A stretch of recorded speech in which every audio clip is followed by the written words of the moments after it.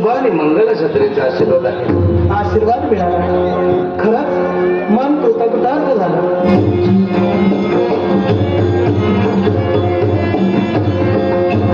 यावेळी माझ्या इच्छेची पूर्तता आम्ही करून आलो. इच्छेची पूर्तता प्रभू रामचंद्रानं आम्हाला शब्द देखील दिला आणि आमचं वचन पूर्णत्वाला झालं. आता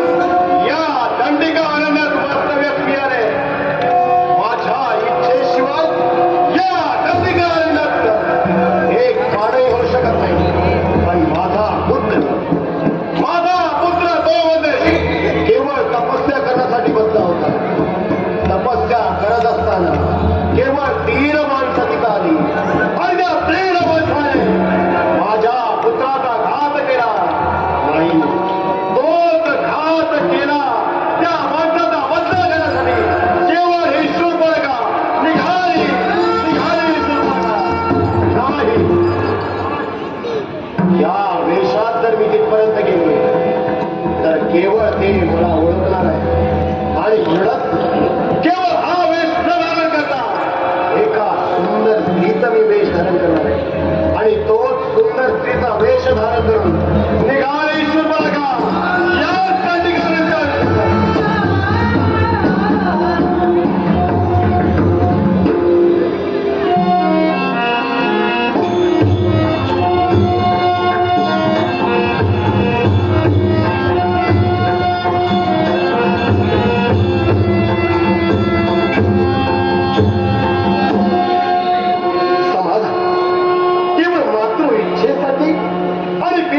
यासाठी या दंडिका अरण्य केवळ प्रभू रामचंद्रासहित आणि माता सीतासहित या वास्तव्यात आम्ही आलो या समोर दिसणाऱ्या पर्णकुटीत आम्ही राहतो प्रभू रामचंद्राच्या आज्ञेनं केवळ कंदमुळे गोळा करण्यासाठी आम्ही इथपर्यंत आलो आणि म्हणूनच त्या गोष्टीला विलंब न करता केवळ कंदमुळे गोळा करण्यासाठी आम्ही तत्पर होतो आणि म्हणूनच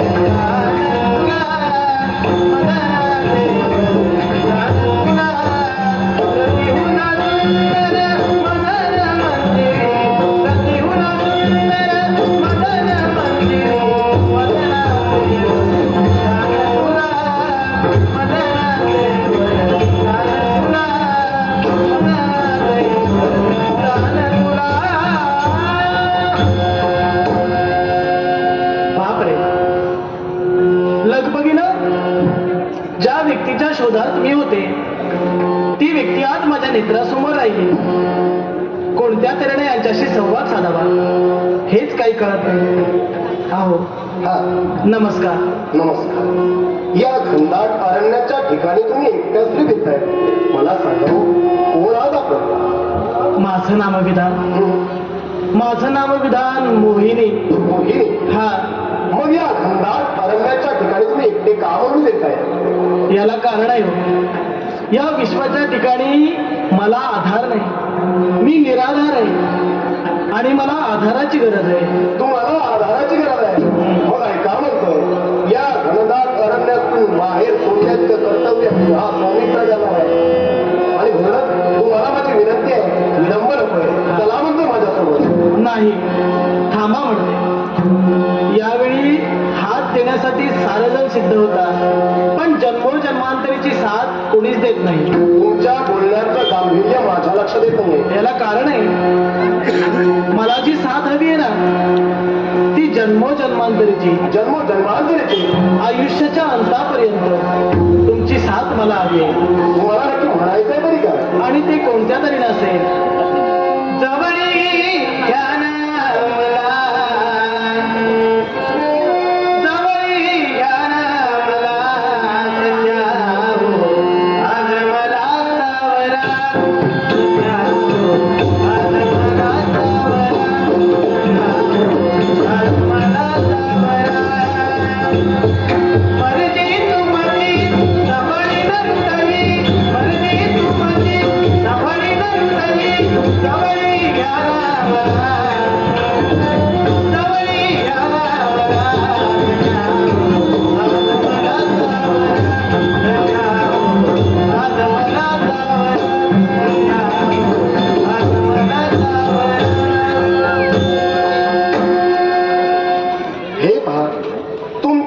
मला प्रामाणिक आहे मी नाही म्हणत नाही पण माझ्या प्रभू रामचंद्राच्या आदेशाने आजपर्यंत कुठलीही गोष्ट केली आणि म्हणून तुम्हाला माझी विनंती आहे समोर दिसणारी ती पर्णकुटी लवकरात लवकर त्या पर्णकुटीपर्यंत जा आणि माझ्या प्रभू रामचंद्राची भेट घ्या त्यांनी जर आज्ञा दिली तर खरोखरच तुमच्याशी विवाह करण्यासाठी मी तत्पर होईल जशी तुमची इच्छा त्या पर्णकुटीपर्यंत जाईल त्यांच्या इच्छेत परिवर्तन करेल आणि होकार घेऊनच येईल होकार घेऊन विलंब लवकरात लवकर जा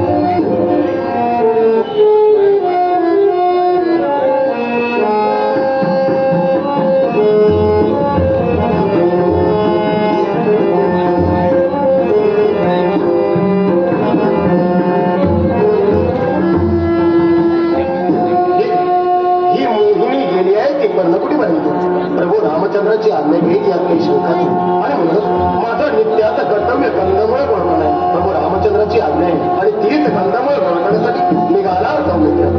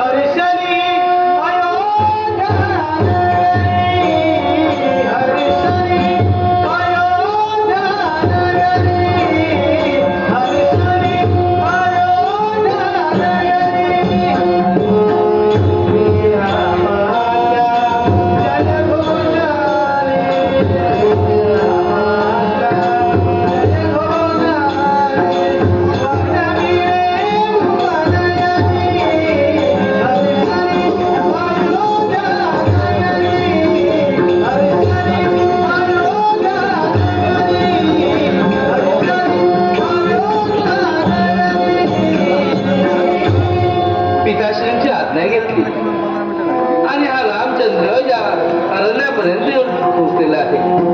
सोबत सीता, जानकी आणि लक्ष्मण या दोघांना घेऊन या पंचवटीमध्ये आम्ही पर्णकुटीचं वास्तव्य केलं. या पर्णकुटीच्या वास्तव्यामध्ये नित्याचं कर्तव्य कोणतं तर सीता जानकी सोबत मी राहावं आणि सौमित्राने जाऊन नियमित नित्य नियमाने कंदमुळारी फळं आणावीत.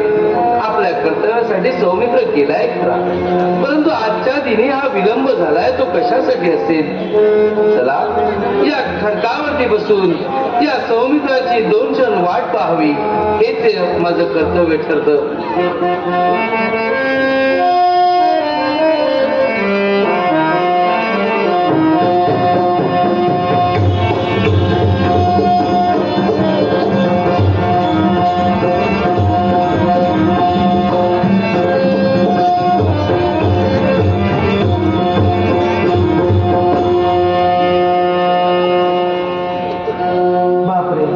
लगबगीनं आज्ञेचा विचार केला आणि प्रभू रामचंद्रापर्यंत माझं येणं झालं. काही का असे ना त्यांच्या मतात परिवर्तन करावं आणि आज्ञा घेऊन सौमित्रापर्यंत निघून जावं एवढंच हो.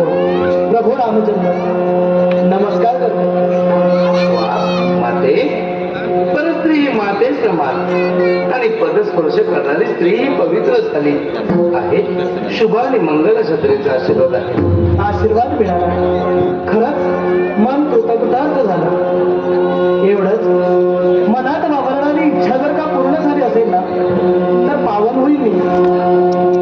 मनातील इच्छा अगं रामाने कधी दुसऱ्या स्त्रीच्या मनातील इच्छा परिपूर्ण केली नाहीस तर कधी होणार नाही. हा सांग तुझ्या मनामध्ये अशी कोणत्या प्रकारची इच्छा आहे. एकच राम भाऊजी तुम्हा बंधू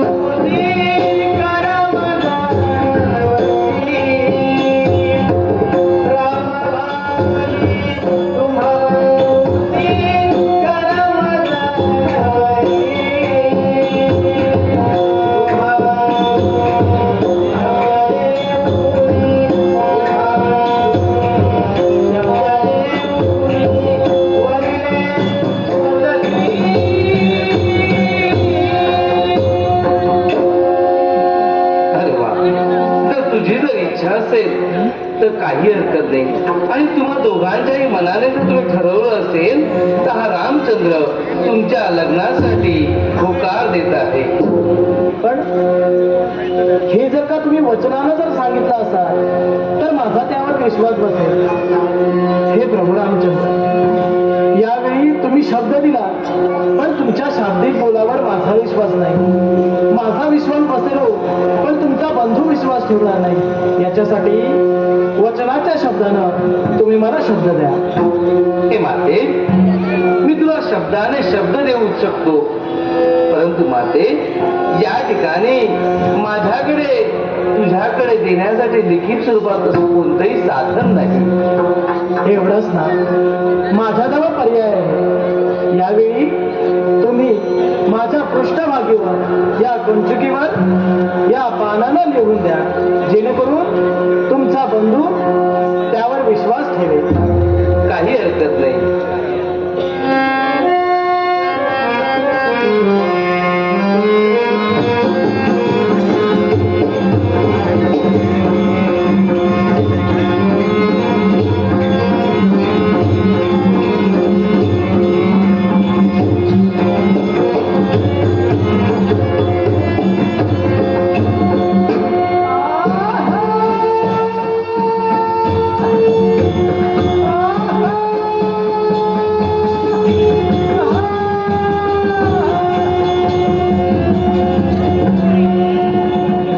केवळ माझं नित्याचं कर्तव्य झालेलं आहे आणि म्हणूनच लवकरात लवकर त्या पडणं कुठेतरी मला जायचं आणि म्हणूनच मी आलो.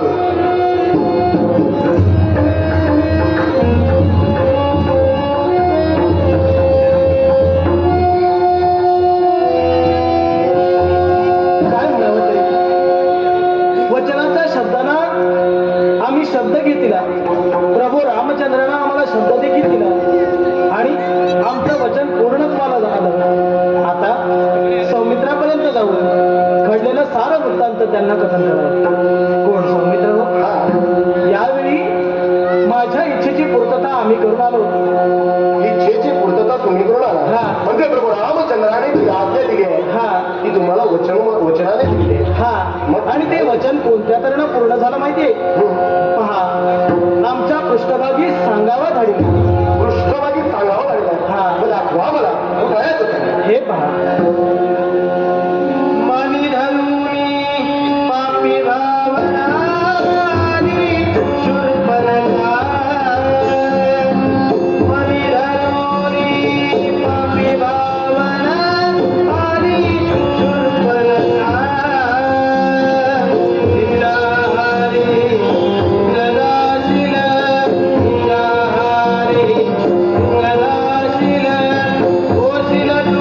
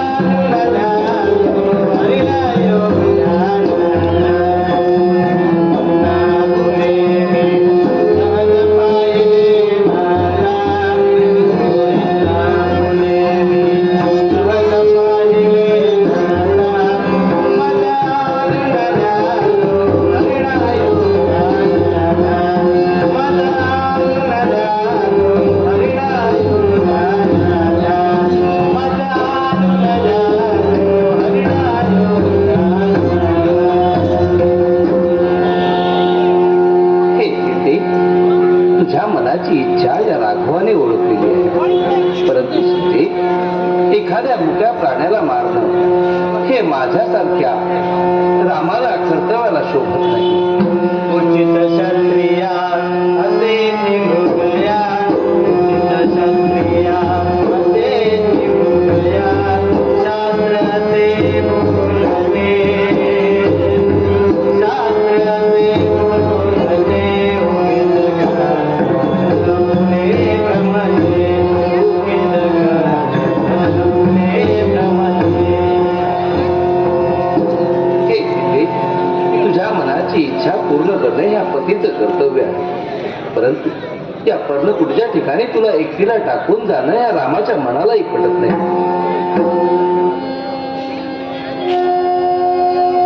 हे प्रभू, तुम्ही निश्चिंत जा. लक्ष्मण भाऊजी आमच्या समवेत आहे. बरोबर आहे.